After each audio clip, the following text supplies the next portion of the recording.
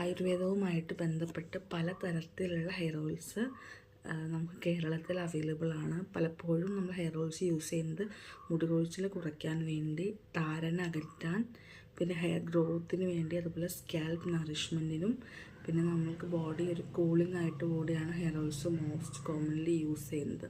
പലതരത്തിലുള്ള hair oils ഉണ്ട്. Like Neeli ഭൃംഗാദി തൈലം, ഭൃംഗാമലകാദി എണ്ണ, കയ്യൊന്നിയാദി മലതിയാദി തൈലം, തുടുതുടുപത്രാദി തൈലം, ചെമ്പരത്തിയാദി തൈലം, അതുപോലെ കേരതൈലംസ്, അങ്ങനെ പല അനവധിയായിട്ടുള്ള ഹെയർ ഓയിൽസ് അവൈലബിൾ ആണ്.